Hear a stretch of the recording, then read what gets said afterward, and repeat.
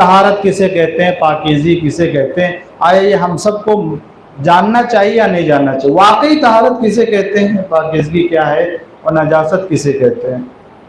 یہاں چونکہ نجاست نہیں سمجھتے، طہارت نہیں سمجھتے تھے، لہذا طہارت کو نجس سمجھ لیا، نجاست سمجھ لیا، نجاست کو طہارت سمجھ لیا، اور اسی بنا پر وہ فیصلے کرتے گئے۔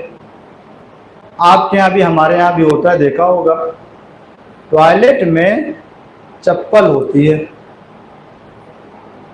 اب یہ چپل بعض لوگوں کے یہاں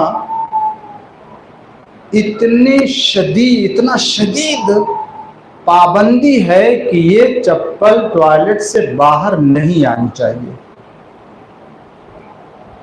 اور اگر باہر آ گئی اس کا مطلب ہے نجاست باہر آ گئی ہے۔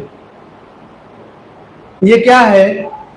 ہم سمجھ رہے ہیں کہ یہ چپل جو چونکہ ٹوائلٹ کی ہے وہاں رکھی رہتی ہے لہذا نجس ہے، اور جب نجس ہے تو اس کو باہر نہیں آنا چاہیے۔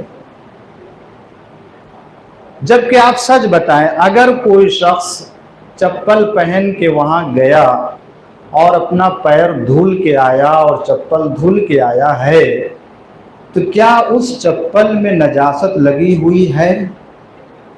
اگر اس چپل میں نجاست ہے تو اس کے پیر میں بھی نجاست ہے، اور اگر پیر میں نجاست ہے تو جہاں چپل جائے گی وہاں نجاست بھی جائے گی۔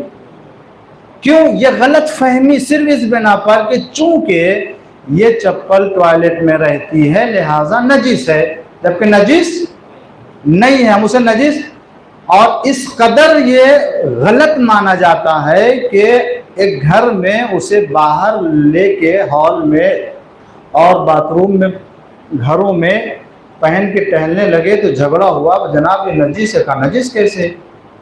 وہ اپنی دلیلیں کا نجس اس لیے کہ ٹوائلٹ میں ہے۔ دین نہ سمجھنے کی بنا پر آج ہمارے اور بھی بہت سی مثالیں اس طرح کی ہیں جو دین نہ سمجھنے کی بنا پر ہیں۔ ایک چھوٹی سی مثال دوں، یہ مثال میں اس لیے تاکہ اس سے جو ہے وہ اصلاح بھی ہو جائے اور کوئی غلط فہمی وہ بھی ختم ہو جائے اور دین سمجھ میں آ جائے ہمارے۔